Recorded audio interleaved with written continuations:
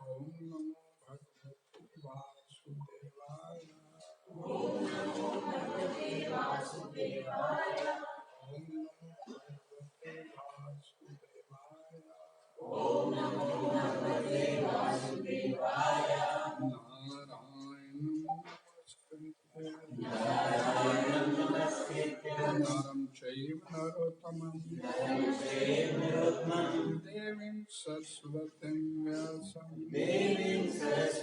व्यासं ततो जयामुदीरये नष्टप्रायेषु भद्रेषु नित्यं भागवत सेव्या भगवती उत्तम श्लोके भक्तिर्भवति नष्टि कृष्णाय वासुदेवाय देवकी नंदनाय च नंद गोकुमाराय गोविंदाय नमो नमः। चर्चा करेंगे श्रीमद् भागवतम स्कंद 1 अध्याय 17 श्लोक संख्या नंबर 16 1 17 16 निकालिए।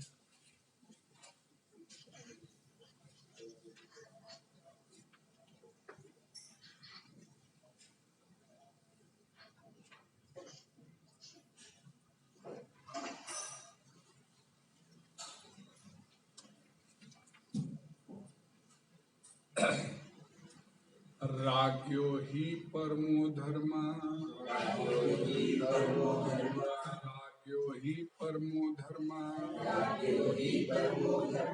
राग्यो हि परमो धर्मा स्वधर्मस्था अनुपालनम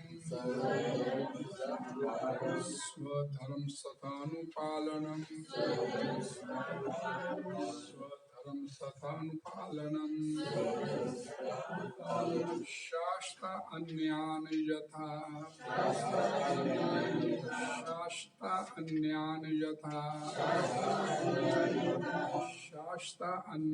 यथा शास्त्रम अनापदि उत्थानय शास्त्रम अनापदि उत्पथानय शास्त्रम अनापदि उत्पथानय। हिंदी अनुवाद। राज्य राजा का ही निश्चय ही परम धर्म वृत्ति परक कर्तव्य स्वधर्मस्थ अपने नियत कर्म के प्रति आज्ञाकारी अनुपालनम सदैव शरण देने वाला शाश्वता शासन चलाते हुए अन्यों को यथा जिस तरह शास्त्रम शास्त्रों के अनुसार अनापदि बिना खतरे के उत्पथान पथ भ्रष्ट व्यक्ति यह एक प्रकार से। हरे कृष्णा। हिंदी अनुवादी श्लोका। शासक का ये परम धर्म है कि कानून पालन करने वाले व्यक्तियों को सभी प्रकार से संरक्षण प्रदान करे और जो सामान्य दिनों में जब आपातकाल नहीं रहता शास्त्रों के अध्यादेशों से विपत्त हो जाते हैं उन्हें दंड दे। हरे कृष्णा। शासक का ये परम धर्म है कि कानून का पालन करने वाले व्यक्तियों को सभी प्रकार से संरक्षण प्रदान करे और जो सामान्य दिनों में जब आपातकाल नहीं रहता शास्त्रों के अध्यादेशों से विपत्त हो जाते हैं उन्हें दंड दे। हरे कृष्णा। इस श्लोक का तात्पर्य इस ज्वाइन ग्रेट जगत गुरु श्रील प्रभुपाद जी द्वारा सरल स्पष्ट है, ध्यान से पढ़िएगा। शास्त्रों में आपद धर्म का उल्लेख है, जिसका अर्थ होता है असामान्य घटनाओं के समय का कर्तव्य। कहा जाता है कि किसी असामान्य भयानक परिस्थिति में ऋषि विश्वामित्र को कुत्ते का मांस खाना पड़ा था।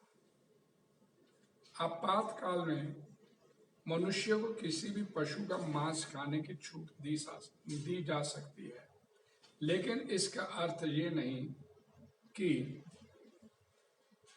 नहीं कि मांस खाने वालों के लिए नियमित कसाई घर चलाए जाए और राज्य द्वारा इस प्रणाली को प्रोत्साहन दिया जाए। केवल स्वाद के लिए सामान्य समय में किसी को भी मांस खाकर जीवित रहने का प्रयास नहीं करना चाहिए। यदि कोई ऐसा करता है तो राजा या प्रशासक को चाहिए कि इस अशिष्ट भोग के लिए उसे दंडित करे। विभिन्न कर्मों में रत विभिन्न प्रकार के व्यक्तियों के लिए शास्त्रों के नियत आदेश हैं और जो उनका पालन करता है वह स्वधर्मस्थ अर्थात अपने संस्तुत कर्तव्यों का पालन करने वाला कहलाता है। भगवद गीता में उपदेश दिया गया है कि मनुष्य को चाहिए कि अपने नियत कर्मों स्वधर्म को ना छोड़े, भले ही वे सर्वथा त्रुटिहीन ना हो। ऐसे स्वधर्म का आपातकाल में उल्लंघन किया जा सकता है यदि परिस्थितियां उसे विवश करें, लेकिन सामान्य दिनों में उसका उल्लंघन नहीं किया जाना चाहिए। शासन अध्यक्ष को चाहिए कि वह देखे कि ऐसा स्वधर्म चाहे जैसी भी परिस्थिति हो उसके पालन करने वालों द्वारा बदला ना जाए, और उसे चाहिए कि स्वधर्म पालक को सभी प्रकार का संरक्षण प्रदान करे। उल्लंघन करने वालों को शास्त्रों के अनुसार दंड देना चाहिए और राजा का धर्म है कि वह देखे कि प्रत्येक व्यक्ति शास्त्रों में नियत स्वधर्म का कड़ाई से पालन करता है। हरे कृष्ण। ओम अज्ञानतिमिरन्धस्य ज्ञानचक्षुर्मिलितं श्रीचैतन्यमनोभीष्टं स्थापितं येन स्वयं रूपाकारं वन्देऽहं श्रीगुरुं श्रीरूपं साग्रजातं साद्वैतं साधुतं श्री राधा कृष्ण नमो विष्णुपदाय कृष्ण कृष्णाय भूतले श्रीमद्भगवते वेदांत स्वामी नमस्ते सरस्वते देवे गौरवाणी प्रचारिणे निर्विशेषशून्यवादी कृष्णा करुणा सिंधु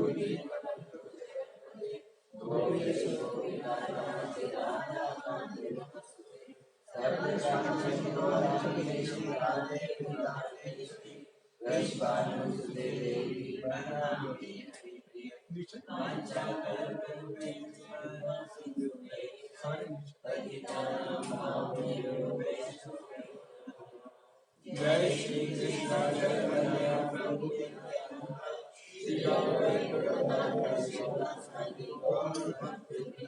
हरे कृष्णा कृष्णा कृष्णा हरे हरे हरे राम ग्रंथराज भागवतम की जगत गुरु श्री बर्बाद की राज्यो ही परमो धर्म स्वधर्मस्थ अनुपालनम शास्त्रो अन्यान यथा शास्त्रम अनापदि उत्पथान। इस श्लोक में दो बातें प्रमुख हैं। शासक का ये परम धर्म है कि कानून पालन करने वाले व्यक्तियों को सभी प्रकार से संरक्षण प्रदान करे, यानी कि अपनी प्रजा का पालन करे। और दूसरी बात, जो सामान्य दिनों में जब आपातकाल नहीं रहता, शास्त्रों के अध्यादेशों से विपत्त हो जाते हैं, उन्हें दंड दे। ये प्रसंग चल रहा है गाय और बैल को मारने का प्रयास किया जा रहा था। गाय दुखी है, बैल के 3 पैर काट दिए गए और राजा उन्हें दंड देने के लिए सन्नद्ध है, तैयार है कि अब इसने मेरे राज्य, क्योंकि क्यों काटा जा रहा है बैल को, क्यों काटा जा रहा है, कोई आपातकाल इमरजेंसी नहीं उस व्यक्ति के लिए। राजा भगवान का भक्त है और राम राज्य वाली स्थिति है उसके राज्य में। हमने पहले पढ़ चुके हैं इस बात को कि राजा परीक्षित के समय में राम राज्य जैसी स्थिति थी, तो इमरजेंसी नहीं थी, ये भी नहीं, क्योंकि यहाँ बोला गया कि आपातकाल में इमरजेंसी जब हो जाए, कि वो भी इमरजेंसी से भाव क्या है कि जब कोई और रास्ता नहीं है अपना शरीर बचाने के लिए, अपना जीवन बचाने के लिए, तो पशु का मांस खाया जा सकता है। तो अब जो 3 पैर काट चुका है बैल के, गाय असहाय अवस्था में पड़ी रो रही है, तो वो कोई आपातकालीन स्थिति भी नहीं है। और इस क्यों किया जा रहा है, राजा उसे दंड देने के लिए एकदम तैयार है। तो ये यहाँ पर जो बात आई है कि शास्त्रों में आपद धर्म का उल्लेख है, जिसका अर्थ होता है असामान्य घटनाओं के समय का कर्तव्य। अब नॉर्मल सिचुएशन आ गई जीवन में, उस समय क्या किया जाए, प्राणों पे बन गई, प्राण संकट में है, तो उसमें कैसी स्थिति होनी चाहिए जीवात्मा की, तब धर्म का पालन करेगा या अपनी जान बचाएगा। और यहाँ पर बोला गया कि कहा जाता है कि किसी असामान्य भयावह परिस्थिति में ऋषि विश्वामित्र को कुत्ते का मांस खाना पड़ा था। हमारे जो देवताओं से पहले ऋषि मुनि आते हैं, तो हमारा मार्गदर्शन करते हैं अपने, और ये ऋषि कोई साधारण नहीं है जिसकी बात की गई जहाँ पर। ये ऋषि कौन है? जिन्होंने राम और लक्ष्मण को शस्त्र की नहीं, शास्त्र की भी, शस्त्र और शास्त्र दोनों की शिक्षा ग्रहण उनको दी थी। और ये सामान्य ऋषि नहीं हो सकता जो भगवान को शिक्षा दे रहा है, शस्त्र और शास्त्र लेके गया अपने साथ, ये कोई सामान्य व्यक्ति नहीं है। और उसका एग्जाम्पल यहाँ पर आया है कि उसे भी भयावह स्थिति में ऋषि विश्वामित्र को कुत्ते का मांस खाना पड़ा था। ये हमारे शास्त्रों में, ये महाभारत में इसका वर्णन आता है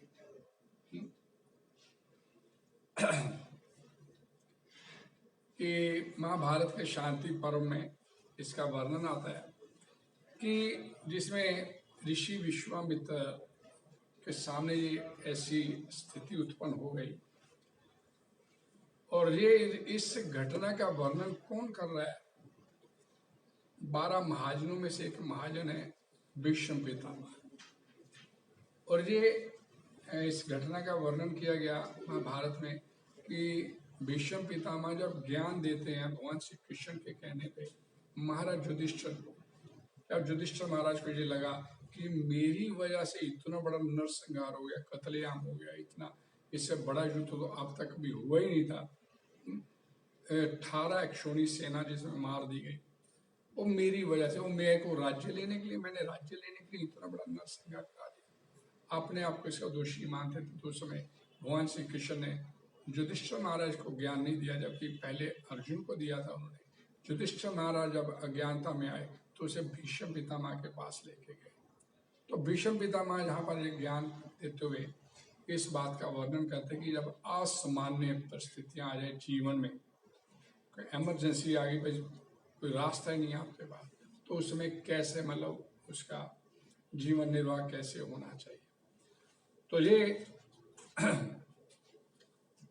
उन्होंने सवाल किया कि जब सब तरफ अधर्म बढ़ रहा हो और राजा के कृत्य भी, राजा जो राजा होता है जो प्रजा को संभालने के लिए, उसके अपने काम भी जो वो कर्म करता है वो भी जनता के लिए कष्टकारी हो जाए, ऐसी परिस्थिति आ जाए और धर्म को ही धर्म मान लिया जाए और धर्म को अधर्म समझा जाना लगे तो ऐसी स्थिति में क्या करना चाहिए। तो अभी वो स्थिति तो नहीं है जिस स्थिति का जहां पर वर्णन महाराज युधिष्ठिर ने सवाल किया, लेकिन उस स्थिति की ओर हम अग्रसर जरूर हो रहे हैं, वो आ रही है वो स्थिति भी। अभी कोई धर्म की बात करते नहीं भाई, समय नहीं है इसका, अभी तो ये बात बोल देते भाई ना ना कथा पे आओ, नहीं समय नहीं, पर ये समय नहीं आ सकता, वो स्थिति आ रही। आगे ये स्थिति भी, ये तो इसके लिए तो समय नहीं है। फिर आप हम पढ़ते हैं श्रीमद् भागवतम पुराण में, यहाँ पर बोला गया कि 10,000 साल तक, कलयुग के शुरू होने के 10,000 साल तक तो नाम लिया जाएगा भगवान का, आगे भगवान का नाम लेने वाला भी कोई नहीं बचेगा, वो वाली परिस्थिति आ गई। तो ये द्वापर युग और त्रेता युग खत्म हुआ, त्रेता युग पहले आ गया था, द्वापर युग बाद में आया। तो त्रेता युग और द्वापर युग जब त्रेता युग समाप्त हो रहा था और द्वापर युग शुरू हो रहा था, तो उसके बीच में कुछ 2 युग जब शुरू होते हैं तो उसके बीच में संधि काल का समय बोला जाता है, वो 200 साल का होता है। 200 साल एक संधि काल, एक युग खत्म होता तो दूसरा युग शुरू होने के बीच में 200 साल का गैप आता है। तो 200 साल में उस संधि काल के समय एक बार ऐसी परिस्थिति आ गई कि 12 साल के लिए कहीं बारिश नहीं हुई, अकाल पड़ा, खाने को कहीं कोई नसीब नहीं हो रहा था किसी को भी। तो उस समय बोला जाता है कि मतलब ब्राह्मण का धर्म है, ब्राह्मण का स्वधर्म कि भिक्षा मांग के गुजारा कर रहे हैं, कोई और धंधा नहीं किया जा सकता, जो शास्त्रों में बोला गया था। तो कहीं भिक्षा भी नहीं मिली, और अपने से हीन व्यक्ति के पास जाके मांगना, अपने से हीन व्यक्ति, नीचा व्यक्ति, अब ब्राह्मण तो सर्वोच्च माना जाता है, तो उसे निचले कुल में जाके कुछ मांगना, और जहां अपने से बराबर व्यक्ति के पास जाके। लेकिन वो परिस्थितियां ऐसी थी कि उस समय अकाल पड़ा, तो कहीं कुछ एक दाना भी, दाने दाने को मोहताज हो गई है सारी सृष्टि, ऐसी परिस्थितियां आ गई। तो उस समय भूख से मर रहे थे विश्वामित्र, तो घर से निकले कि मैं अगर कुछ नहीं मिला तो मैं मर जाऊंगा, मेरे प्राण निकल जाएंगे। ऋषि विश्वामित्र के सामने ये परिस्थिति आ गई। अब ये ढूंढते ढूंढते कि कहीं खाने को कुछ मिल जाए, तो चंडालों की बस्ती में चले गए, और चंडालों की बस्ती में जाके उन्होंने देखा कि चंडाल वहां पर आपस में किसी बात के ऊपर, खाने पीने की बात के ऊपर लड़ाई झगड़ा कर रहे हैं। और वहां पर परिस्थिति क्या थी उस बस्ती में कि हर तरफ खून बिखरा हुआ था, कहीं सियार मरा पड़ा है, कहीं कुत्ता मरा पड़ा है, कहीं कोई जानवर मरा पड़ा है, क्योंकि चंडाल तो हर प्रकार का मांस खा लेते हैं। तो अलग अलग मतलब मांस के लोथड़े पड़े हैं वहां पर। और जो विश्वामित्र ने देखा कि बड़ा लड़ाई झगड़ा, इतना मारपीट हो रही है। अब ब्राह्मण का तो कर्तव्य होता है कि जब कोई ऐसा लड़ाई झगड़ा हो तो वहां जाके लोगों का मार्गदर्शन करे, लेकिन विश्वामित्र के सामने तो अपनी परिस्थिति बड़ी गंभीर थी। अब और 2 मिनट कुछ खाने को नहीं मिला, मैं तो मर जाऊंगा, प्राण छूट जाएंगे।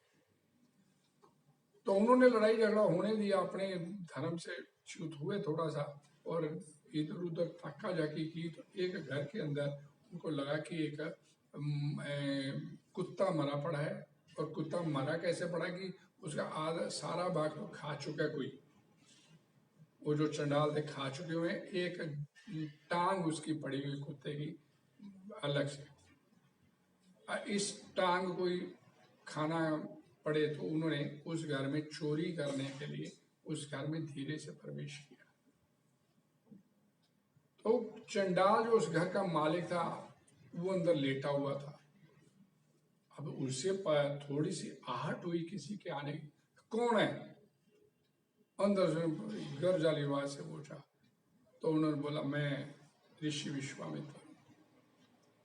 और चंडाल तत्काल खड़ा हो गया, अपने बिस्तर से लेटा हुआ था। आप वो इस समय यहां मेरी कुटिया में, चंडालों की बस्ती में ऋषि विश्वामित्र बड़ा हैरान होकर पूछने, हमें बुलवा लेते। अब बुलाने बुलाने वाली कोई नौबत नहीं, मेरे सामने अपने प्राण बचाने की बात है, और सामने वो कुत्ते की जांग का हिस्सा पड़ा हुआ है, मैं चुराने के लिए। वो चंडाल और सनों के, चंडाल तो खा रहे हैं, अकाल के बावजूद तो कोई जहां मांस को जानवर मिला काट पीट करके खा लिया। नहीं, शूद्र से भी निमन ये बोला जाता है। और विशेष करके कुत्ता, ये कहते हैं कि सियार से भी अधम प्राणी माना जाता है। और जानवर तो खा ले, लोमड़ी खा ले, हिरण खा ले, बकरा खा ले और खा ले, लेकिन कुत्ते का मांस, और सामने कुत्ते का मांस, और ऋषि विश्वामित्र उनसे ये बात कर रहे हैं कि मैं तो ये चुराने के लिए अंदर, उस सन रह गया। ये धर्म नहीं आपका बोलता। ये बड़ा सुंदर एक इसमें वाक्य है कि आप ये क्या करने जा रहे हैं, आपको मालूम है? ऋषि विश्वामित्र से चंडाल ने पूछा, और विश्वामित्र बस यही कह सके, बहुत भूखा हूं, प्राण निकले जा रहे हैं, और कुत्ते की ये सामने पड़ी जांग लेने के लिए भूख से मेरी चेतना मरती चली जा रही। मैं जानता हूं कि ये अधर्म है, मैं जानता हूं कि ये अधर्म है, तो भी मैं ये कुत्ते की जांग लेके जाऊंगा। अगर नहीं मैं कुछ खा पाया तो मेरे प्राण निकल जाएंगे। तब चंडाल ने उनसे पूछा, कुत्ता तो सियार से भी अधम प्राणी होता है, और कुत्ते के शरीर में भी उसकी जांग का भाग उससे भी अधम माना जाता है। और प्राणों की रक्षा के लिए कोई दूसरा उपाय सोच लीजिए। मांस के लोभ से आपकी तपस्या का नाश नहीं होना चाहिए। और चंडाल कह रहा, ऋषि विश्वामित्र, आप इतना घिनौना काम करने जा रहे हैं, इतने बड़े ऋषि मुनि महर्षि आप, और आप ये काम करने जा रहे हैं, आपकी तपस्या भंग नहीं होनी चाहिए।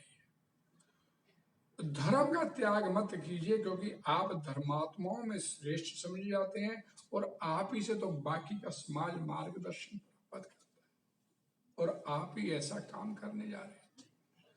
तो विश्वामित्र बोले कि जो भूखों मर रहा हो, मैं बोला कि महर्षि, हमारे जो ऋषि मुनि है, उन्हीं से तो मार्गदर्शन प्राप्त करते हैं।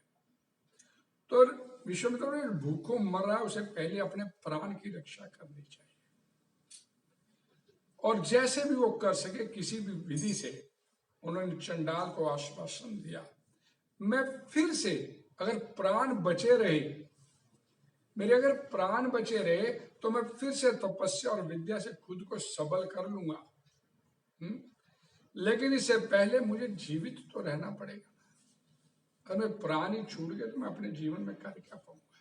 ये शरीर तो गया, और एक बार ये शरीर हाथ से निकल गया और मैं कुछ प्राप्त नहीं कर पाया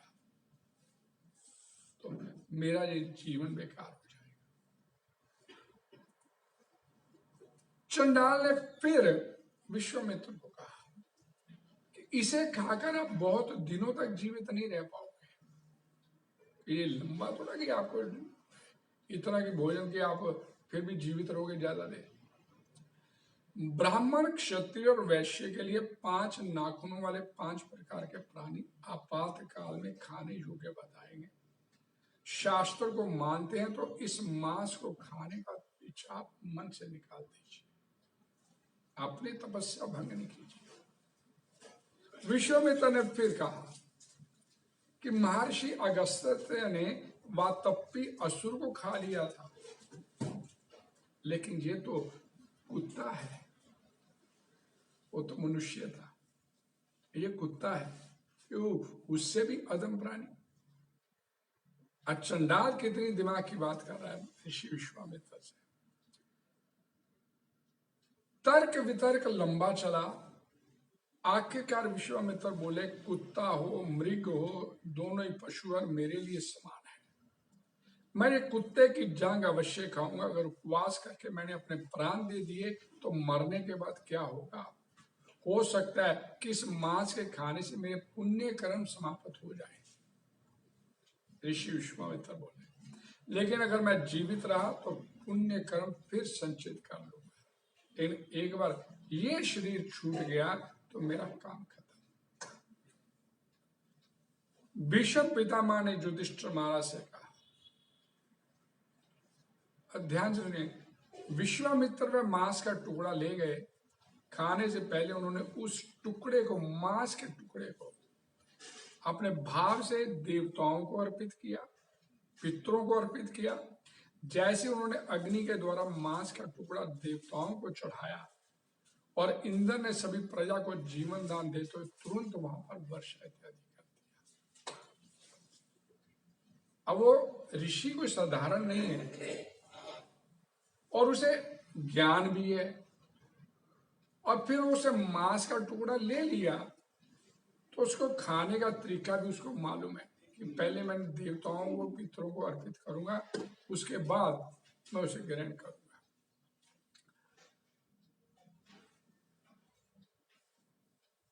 विश्वामित्र भी लंबे समय तक निराहार व्रत और तपस्या करके सारे पाप मिटा चुके थे, और लेकिन अब ये दोबारा पाप होने जा रहा। लेकिन उनके इस तरह पितरों को अर्पित करने से पितर भी प्रसन्न हो गए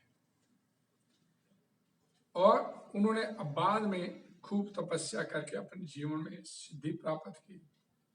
भीष्म पितामह ने युधिष्ठिर से कहा, जो मांस खाने योग्य नहीं था उसे केवल देवताओं और पितरों को अर्पित करके महामुनि विश्वामित्र ने देवताओं तथा पितरों को भी संतुष्ट किया। उन्हीं की कृपा से पवित्र भोजन पाकर उन्होंने अपने जीवन की रक्षा की और बाद में अपने जीवन को फिर सबल बनाया, फिर तपस्या किया। फिर देखिए, आपातकालीन परिस्थिति हो तो मांस खाया जा सकता है, जीवन बचाने वाली स्थिति आ जाए तो ये तो बड़ी बदतर वाली स्थिति होगी ना कि जीवन में ऐसी परिस्थिति आए। और यहाँ प्रभुपाद जी क्या बोलते हैं, हरे कृष्णा, कि आपातकाल में मनुष्य को किसी पशु का मांस खाने की छूट दी जा सकती है, लेकिन इसका अर्थ ये भी तो नहीं है कि मांस खाने वालों के लिए नियमित कसाई घर चला दिए जाए और राज्य द्वारा इस मांस खाने वाली प्रणाली को प्रोत्साहन दिया जाए। यानी खोलो खोलो खोलो, शास्त्रों में लिखा हुआ है, खा सकते हो आप सब। और देखिए, हम स्वाद के लिए ये सारा कुछ भोजन वगैरह करते तो स्वाद के लिए। मेरे को एक छोटी सी बात याद आ गई अभी माइंड में। एक एसपी लेवल का व्यक्ति था पुलिस में, काफी पोस्ट होती बड़ी, वो मांस खाने का बड़ा शौकीन था। तो एक पर्टिकुलर गुड़गांव शहर की बात है, पर्टिकुलर एक शहर में, गुड़गांव में, वो एक पर्टिकुलर एक दुकान पे जाके, रेडी थी, बड़ी मशहूर थी, उस पे जाके वो नॉनवेज खाया करता। और जो मालिक था रेडी का, जो चलाने वाला, उसको मालूम था ये एसपी व्यक्ति है, पुलिस वाला, बहुत बड़ा अफसर है, और सिविल ड्रेस में आता था उसके पास, हालांकि वो तो, लेकिन उसको मालूम था, तो उसे स्पेशल उसे ट्रीट करता था, ये पुलिस वाला, इससे तो बना के रखने पड़ी, बढ़िया बढ़िया मांस। तो एक दिन वो मांस खाने के लिए आया, नॉनवेज खाने के लिए आया, तो उस समय वहां पर वो मालिक नहीं था रेडी का, तो उसका नौकर था, उसे मालूम नहीं था कि ये एसपी व्यक्ति है, तो उसने मांस खाने के लिए परोसा। तो ये इस बर्तन से दे, नहीं नहीं, इससे, उसे नहीं मालूम है ये एसपी पर्टिकुलर, मतलब और दूसरे बर्तन से निकाल के उसे दिया। तो भाई उसमें से क्यों नहीं दे रहा है, इसमें से क्यों दे रहा है? तो मीनवाइल मतलब 2-3 दिन वो उस मांस को खाता था वहां पर। तो 3-4 दिन बाद वो मालिक आ गया, तो वो आया एसपी पे खाने के लिए। तो मालिक को ने उसे दिया अपने बर्तन से मांस निकाल के, तो ये तुम्हारा नौकर उस बर्तन से खिला, नहीं नहीं नहीं नहीं, उस बर्तन से दे, वो बड़ा स्वाद है। लेकिन वो कह रही आपके लिए नहीं है। उसे नहीं मालूम था कि उसका नौकर उस बर्तन से खिलाता है। ये आपके लिए नहीं है। यार स्वाद तो बहुत है नॉनवेज हो, लेकिन आपके लिए नहीं है। उसे सुना नहीं तो बोला आपके लिए नहीं है। क्यों, उसमें क्या है? सर जी आपसे तो क्या छिपाना, आपको तो हम स्पेशल मानते हैं। उसमें किस चीज का मांस है? ये सड़कों पे जो कुत्ते कत्ते मर जाते हैं ना एक्सीडेंट में, वो उठा के वो हम बना देते हैं। वो एसपी तो वो बड़ा उसे टेस्टी लगा था, लेकिन अब जब उसने ये बात सुनी कि मैं 3 दिन तो वही खाता रहा मरे हुए कुत्तों का, तो जीव का स्वाद ये ले डूबता है। लेकिन जहां शास्त्रों में क्या बोला गया, कुत्ता सबसे अधम प्राणी, कुत्ता सबसे अधम प्राणी, सियार जैसे जानवर भी उसे बेहतर माने जाते हैं, वो भी मांस खाने योग्य है, लेकिन कुत्ते का मांस खाना। भागवतम पुराण में कई जगह इस बात का वर्णन आता है कि चंडाल, कुत्ता खाने वाला चंडाल के घर में भी अगर कोई भगवान का भजन कर रहा है तो उससे भी सीख ले लेनी चाहिए। तो केवल स्वाद के लिए सामान्य समय में किसी को भी मांस खाकर जीवित रहने का प्रयास नहीं करना चाहिए। यदि कोई ऐसा करता है तो राजा या प्रशासन को चाहिए कि इस अशिष्ट भोग के लिए उसे दंडित करे। अगर प्राण संकट में हैं आपके, प्राण बचाने भारी पड़ रहे हैं, तो उस स्थिति में कुछ भी किया जा सकता है कि अपना शास्त्र बोलते हैं कि ये शरीर जो एक नौका के समान है, और इस भव सागर से पार होने के लिए इस नौका को टूट फूट से बचाना जरूरी है। क्योंकि ये शरीर ही एक ऐसा माध्यम है जिसके माध्यम से आप इस 84 लाख योनि के चक्कर से छूट सकते हैं, और कोई रास्ता नहीं है हम लोग। तो शरीर को टूट फूट से बचाना चाहिए, ये हमारे शास्त्रों में भी इसका उल्लेख आता है। लेकिन अपने स्वाद के लिए कसाई घर खोल लेना, जैसे प्रभुपाद जी यहाँ पर बतला रहे हैं, तो ये पाप है। और क्या बोले यहाँ पर अनुवाद, शासक का यह परम धर्म है कि कानून पालन करने वाले व्यक्तियों को सभी प्रकार से संरक्षण प्रदान। अब अपनी प्रजा को अब संरक्षण प्राप्त प्रदान करने का मतलब क्या होता है कि किस लिए संरक्षण प्रदान करना है, कि ये राजा का धर्म है, राजा का कर्म है कि अपनी प्रजा का पालन इस प्रकार से करे कि प्रजा जब शरीर छोड़े तो भगवान के धाम वापस जाने की उसकी तैयारी हो। और महाराज परीक्षित तो वैसे ही भगवत भक्त थे। जैसे हम पढ़ते हैं राम राज्य, भगवान राम का राज्य था, तो भगवान राम जब इस धरा से उन्होंने प्रयाण करना था तो अपनी समूची प्रजा को, वाल्मीकि रामायण में वर्णन था, समूची अयोध्या वासियों को अपने साथ वैकुंठ धाम लेके गए। तो ये राजा का धर्म है, राजा का कर्म है कि वो अपनी प्रजा का पालन इस प्रकार से करे कि शरीर छोड़े तो 84 लाख योनि के चक्कर से छूट जाए, जन्म मृत्यु के चक्कर से बाहर निकल जाए, उसका पालन और अपने आचरण से। ये भगवत गीता में भगवान श्री कृष्ण बोलते हैं, यत यत आचरति श्रेष्ठ तत तत इतरो जन। भगवान बोलते हैं कि मैं जैसा बड़ श्रेष्ठ जितना जैसे आचरण करेंगे उसको देखे। तो राजा का आचरण कैसा है? राजा तो दंड देने वाला है। कोई व्यक्ति गलत काम कर रहा है तो उसे दंड देने वाला राजा। तो राजा के उस महाराज परीक्षित के राज्य में इस तरह की स्थिति आ गई तो राजा तो गुस्सा आ रहा है। और हम कल या परसों पढ़े थे कि उसके यश को, उनके पूर्वजों के यश को कलंकित करने वाला। तो महाराज परीक्षित बोलते हैं कि तुम मेरे पूर्वजों के यश को कलंकित करने का काम कर रहे हो। हमारे राज्य में आज तक कभी ऐसा नहीं हुआ कि किसी असहाय प्राणी को मारने का प्रयास किया, और तू मेरे राज में ऐसा करने जा रहा। राजा बड़ा गुस्से में, ये नहीं होने दूंगा मैं।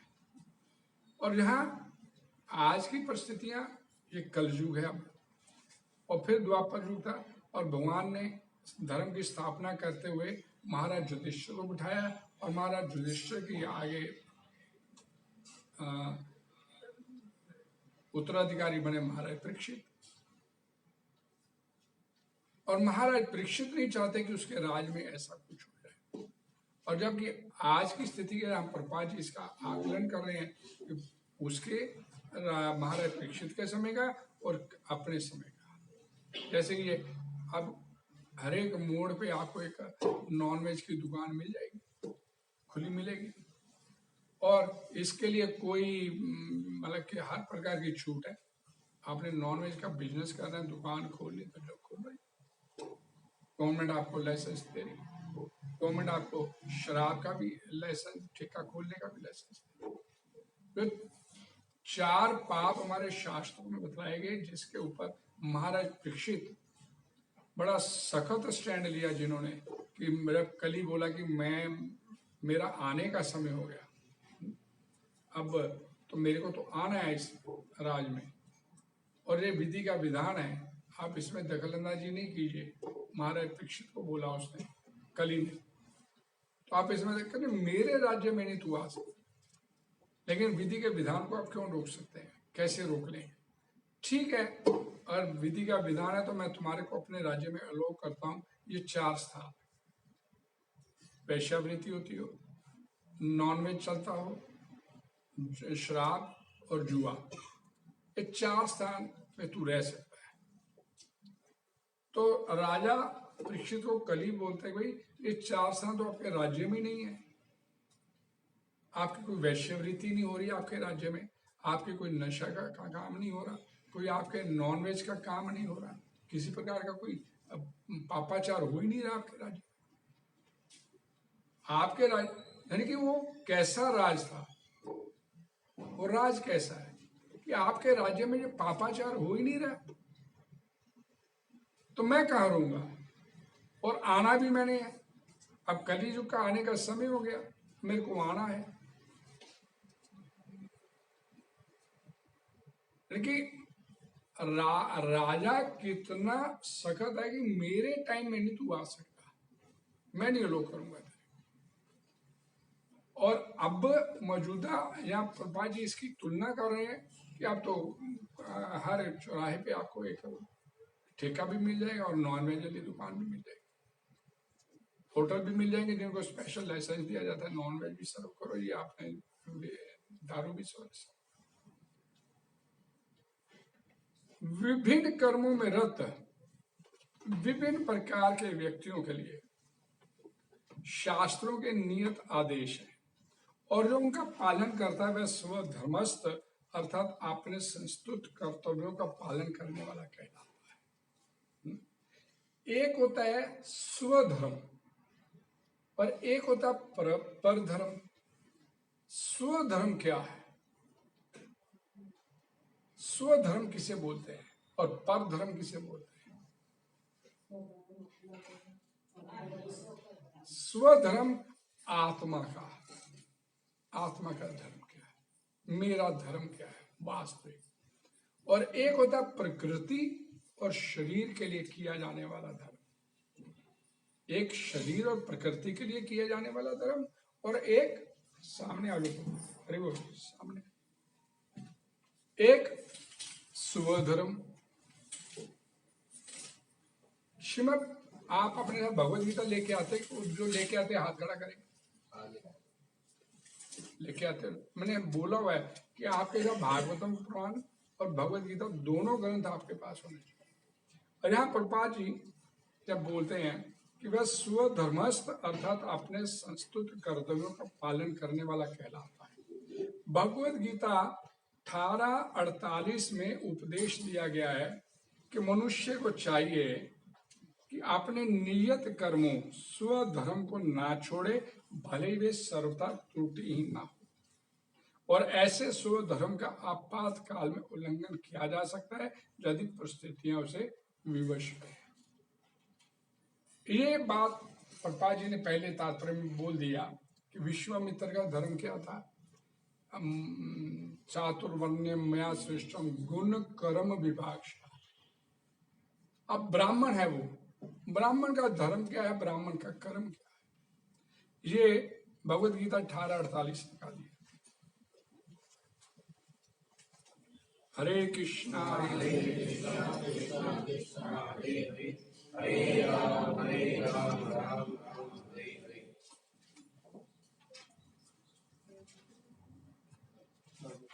सहजम कर्म कौन्तेय सदोषमपि न त्यजेत। जो आपके स्वधर्म नियत कर्म जो आपके लिए तय हुए हैं, वो उनका आप किसी भी स्थिति में आप उनका परित्याग नहीं करें। ब्राह्मण के लिए बोला गया क्षमा दमा तपा, ये ब्राह्मण के गुण है, ब्राह्मण के इन्हीं गुणों के आधार पर उसको अपने कर्म करने। और क्षत्रिय के लिए क्या बोला गया, क्षत्रिय के लिए बोला गया शौर्य, तेज, बहादुरी, सब कुछ। और वैश्य के हमारे भागवतम 10वें स्कंद में क्लियर करती है कृषि, गोरक्षा, ये सारे काम, गैया पालने का काम, ये वैश्य, नंद बाबा वैश्य थे। और शूद्र के लिए सेवा कार्य। जन्म के बाद उस व्यक्ति के गुण और कर्मों के अनुसार मया सृष्ट चातुर्वर्ण्य मया सृष्टम गुण कर्म विभागशा, कि मैंने 4 वर्णों की स्थापना, भगवान बोलते हैं मैंने की, और 4 वर्ण ब्राह्मण, क्षत्रिय, वैश्य, शूद्र का मतलब है अब मतलब उसके जैसे उनके जैसे जैसे गुण है और जैसे जैसे उनके कर्म है, उनके स्वभाव के अनुसार। अगर ब्राह्मण के घर में पैदा हुआ है, ब्राह्मण वाले गुण नहीं है उसके अंदर, तो वो ब्राह्मण नहीं है, वो ब्राह्मण नहीं माना जाएगा। अब हमारे क्या होता है, हमारे दादाजी डॉक्टर थे, तो हमारे जो पिताजी, हमारे चाचा जी जितने भी थे, वो सभी को गली मोहल्ले वाले डॉक्टर साहब कह के बुलाते थे। आगे को औलाद को भी, संतान को भी डॉक्टर साहब। हमारे पिताजी ने भी उस मोहल्ले में से जाना तो डॉक्टर साहब क्या हाल है, हमारे चाचा जी ने किसी दिन निकलना, डॉक्टर साहब क्या हाल है। लेकिन वो डॉक्टर नहीं है, वो डॉक्टर नहीं है, लेकिन उनके बोलने से वो डॉक्टर नहीं हो गए। और ये नहीं है कि वो आगे जाके भाई डॉक्टर तो है नहीं, अब डॉक्टर की दुकान संभाल ली। डॉक्टर के गुण होने चाहिए अंदर, आपके अंदर, तो ही वो डॉक्टर बनेगा ना, उसके अंदर है, एबिलिटी है।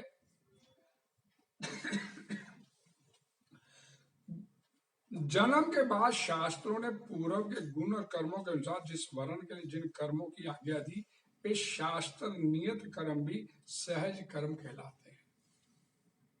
एक एक बात को ध्यान से सुनिएगा। जैसे ब्राह्मण के लिए यज्ञ करना, कराना, पढ़ना, पढ़ाना, क्षत्रिय के लिए युद्ध करना, यज्ञ करवाना, दान करना, वैश्य के लिए यज्ञ करना, शूद्र के लिए सेवा, ये कर्म हमारे शास्त्रों में बताए गए। ब्राह्मण के लिए भिक्षा बताई गई है। अब ध्यान से सुनिएगा, ब्राह्मण के लिए, प्रभा जी का लेक्चर है, ब्राह्मण के लिए भिक्षा बताई गई है। देखने में भिक्षा निर्दोष दिखती है, बात को ध्यान से सुनिए। भिक्षा देखने में निर्दोष दिखती है, इसमें कोई दोष नहीं हो सकता, पर उसमें भी दोष आ जाते हैं। जैसे किसी गृहस्थी के घर पर कोई मांगने वाला खड़ा है और उस समय दूसरा मांगने वाला वहां पर आ जाता है, तो गृहस्थी को भार लगने लगता है, या 2 को लाना पड़ेगा, 2 को देना पड़ेगा। और जो मांगने वाले 2 भिखारी इकट्ठे हो गए, भिक्षुक, चाहे वो ब्राह्मण है चाहे कोई भी है, उनमें आपस में ईर्ष्या का भाव उत्पन्न हो जाता है। ये आ गया बीच में, मेरे को कम मिलेगी, गृहस्थी तो देगा नहीं है, इतनी कहां से दे दी। तो देखने में भिक्षा निर्दोष है, लेकिन इसमें भी ये विकार आ जाते हैं। हरे कृष्णा। क्षत्रिय के लिए न्याय युक्त युद्ध प्राप्त हो गया, जैसे अर्जुन के लिए हुआ। अर्जुन ने नहीं पहल किया कि हाँ जी मैं लड़ूंगा, अब परिस्थितियां दुर्योधन पैदा कर रहा है, तो भगवान श्री कृष्ण कहते हैं कि न्याय युक्त युद्ध है। वो अलग बात है कि अर्जुन मानता नहीं नहीं सेंसिटिव ग्रेटिफिकेशन, मेरे मामा चाचा ताए हैं, मैं नहीं लड़ूंगा इनसे, लेकिन भगवान श्री कृष्ण अर्जुन को बताना चाहते हैं कि ये न्याय युक्त युद्ध है तेरे, तो तेरे सामने परिस्थिति आ गई है, ये न्याय युक्त है। और न्याय युक्त युद्ध प्राप्त हो जाए तो किसी क्षत्रिय को पाप नहीं लगता। अध्ययन से अगली लाइन सुनिए। यद्यपि युद्ध रूपी कर्म में दोष है, क्योंकि उसमें मनुष्य को मारना पड़ता है, तथापि क्षत्रिय के लिए सहज और शास्त्र विहित होने से इसमें दोष नहीं लगता। कत्लेआम तो किया जाता है, उसमें कत्लेआम तो किया जाता है ना। और ये भगवद गीता का 1848 का जो श्लोक है, भगवान श्री प्रभुपाद जी ने इसका यहाँ पर हवाला दिया कि धुएं वाला दोष अग्नि में भी होता है। अग्नि प्रकाश का काम करती है, जलाने का काम करती है, और धुआं भी उसमें से ही निकलता, दोष भी है उसमें अग्नि में। धुआं चुभता है आंखों को, अच्छा नहीं लगता, पीड़ा देता है। तो भगवान श्री कृष्ण एग्जाम्पल दे रहे हैं कि हरेक कर्म जो दोष युक्त है, लेकिन अगर शास्त्र विहित है तो उसे कर दिया जाना चाहिए। अगर शास्त्र निहित है फिर गलत हो जाएगा। शास्त्र निहित है तो गलत हो जाएगा। वैश्य के लिए खेती करना बताया गया। खेती करने से बहुत से जीव जंतुओं की हत्या हो जाती है। वो गोडी करते हैं, हल जोते हैं, कितने मर जाते हैं अंदर भूमि में। परंतु वैश्य के लिए सहज स्व और शास्त्र विहित होने से हिंसा का इसमें उसको भी दोष नहीं लगता। लेकिन इस कर्म में दोष तो है ना, जो भगवान श्री कृष्ण बता रहे हैं कि धुआं, अग्नि में भी दोष रूपी धुआं है। तो कोई भी कर्म करेंगे उसमें दोष है, लेकिन उस ऐसी व्यवस्था नहीं होनी चाहिए। यहाँ पर प्रभुपाद जी अपने तात्पर्य में लिख रहे हैं कि जान बचाने के लिए मांस खा लिया ठीक है, ऐसी आपातकालीन परिस्थिति आ गई तो चलेगा, लेकिन स्वाद के लिए खाना ये महापाप हो गया। सहज कर्मों को करने में दोष नहीं लगता, ये बात ठीक है, लेकिन इन साधारण सहज कर्मों से मुक्ति भी कैसे प्राप्त होती है? तो कर्म करने पड़ेंगे। करते हैं हम लोग भाई किचन में गृहिणी खाना बनाती है, पाजी लिखते हैं ना, किचन में गृहिणी खाना, तो कई तरह के हमारे वातावरण में जीव जंतु तैर रहे हैं, हमें नहीं पता चलता, मरते हैं। तो शास्त्र में पंच यज्ञ का यहाँ पर विधान दिया गया। अब प्रभुपाद जी कहते पंच यज्ञ कौन करेगा? अब कलयुग में तो वैसे संभव नहीं इस तरह के यज्ञ युगे हवन यज्ञ। तो प्रभुपाद ने सिंपल रास्ता बताया, कलो तत् हरि कीर्तना। कलयुग में एक ही रास्ता है, कैसी भी परिस्थिति आ गई है तो एक ही रास्ता है, हरे कृष्णा कृष्णा कृष्णा हरे हरे, हरे राम राम राम हरे हरे। विभिन्न कर्मों में रत विभिन्न प्रकार के व्यक्तियों के लिए भागवतम तात्पर्य अपना शास्त्रों के नियत आदेश है और उनका पालन करता है वह स्वधर्मस्थ अर्थात अपने संस्तुत कर्तव्यों का पालन करने वाला कहलाता है। अगली लाइन सॉरी। ऐसे स्वधर्म का आपातकाल में उल्लंघन किया जा सकता है यदि परिस्थितियां उसे विवश करें। जान बचाने के लिए, जैसे विश्वामित्र ने कुत्ते का मांस खाया, ऐसी परिस्थिति आ जाए तो तोड़ा जा सकता है, इसको शरीर को बचाना है। ये कैसे? वो जैसी परिस्थिति आपके सामने, यदि शासन अध्यक्ष को चाहिए कि वह देखे कि ऐसा स्वधर्म जैसे है, चाहे जैसी भी परिस्थिति हो, उसके पालन करने वालों द्वारा बदला ना जाए, और उसे चाहिए कि स्वधर्म पालक को सभी प्रकार का संरक्षण प्रदान करे। मेरा स्वधर्म क्या है?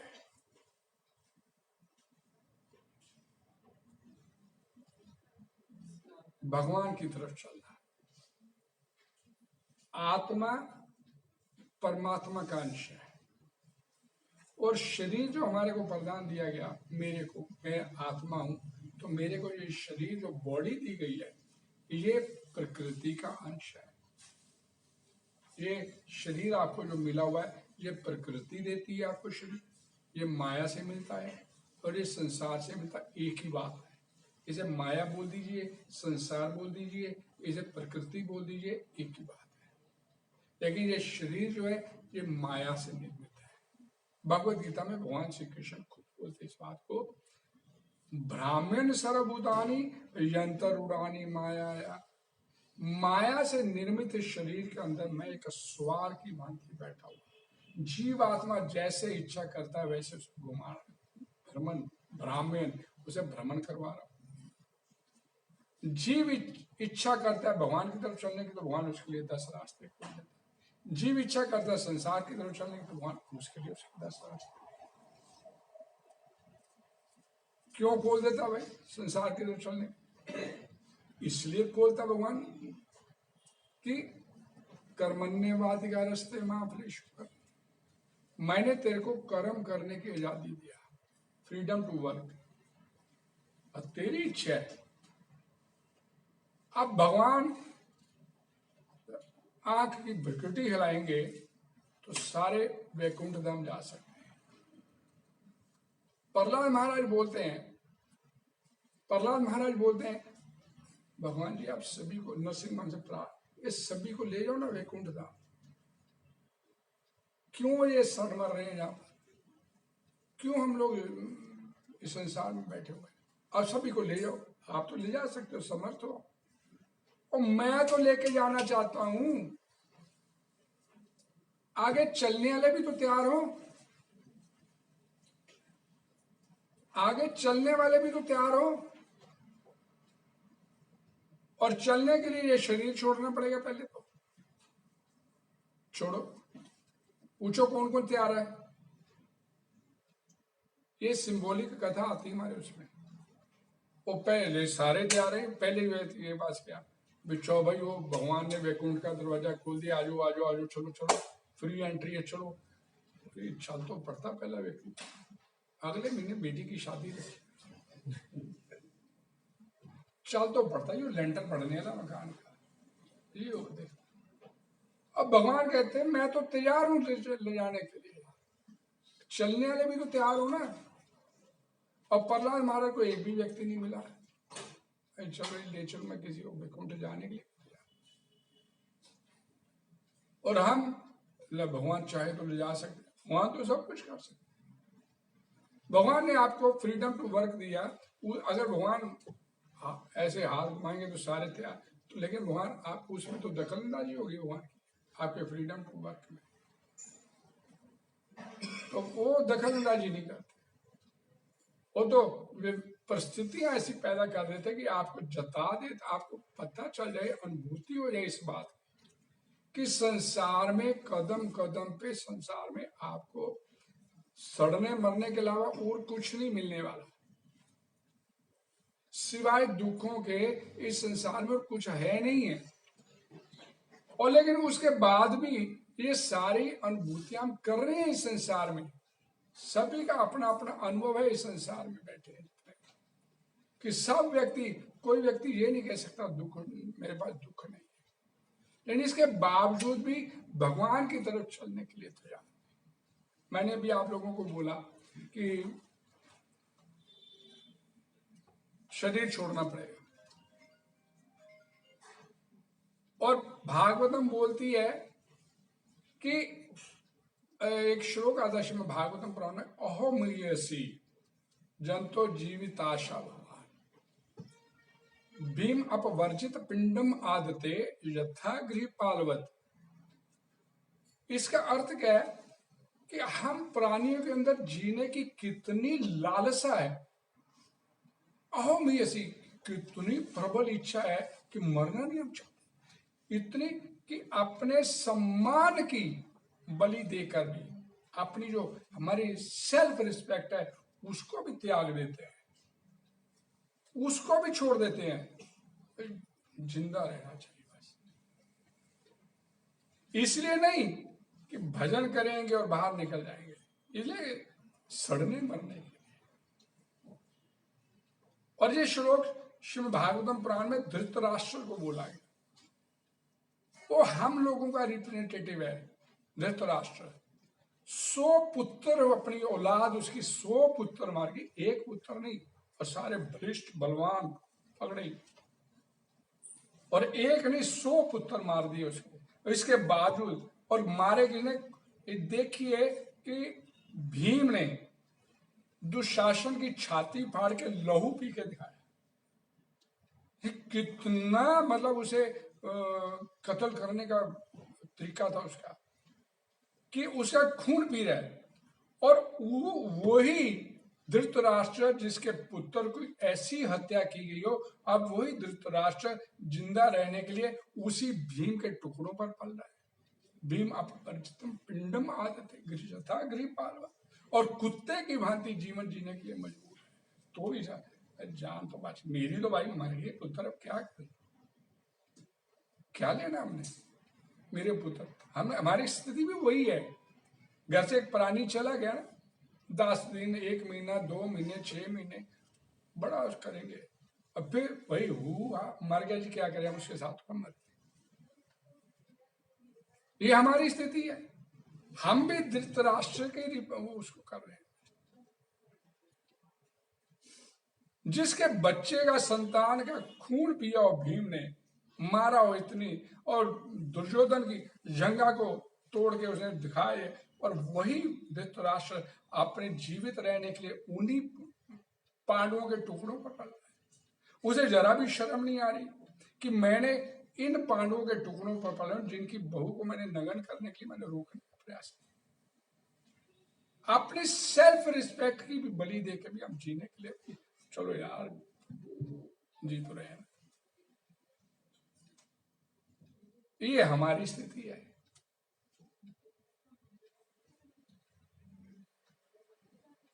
उल्लंघन करने वाले को शास्त्रों के अनुसार दंड देना चाहिए, और राजा का धर्म है कि वह देखे कि प्रत्येक व्यक्ति शास्त्रों में नियत धर्म का कड़ाई से पालन करे। राजा का धर्म है वो देखे कि मेरी प्रजा में धर्म का पालन हो रहा है कि नहीं हो रहा। कोई अधर्म के रास्ते पे चल रहा है, यानी अधर्म के रास्ते पे चलने का मतलब है कि ये तो जाएगा नरक में, और नरक में गया तो राजा को भी दोष लगेगा। तो राजा दोषी होना नहीं चाहता, इसलिए वो कहता है कि नहीं, मैं अपने राज्य में पाप नहीं होने दूंगा किसी। समय का अभाव है, मैं माफी चाहूंगा। हरे कृष्णा हरे कृष्णा कृष्णा कृष्णा हरे हरे, हरे राम राम राम हरे हरे। किसी प्रकार का कोई डिस्कशन है वो मेरे से बात कर सकता है, बाकी पीछे प्रसाद में देते हैं। शेर बर्बाद की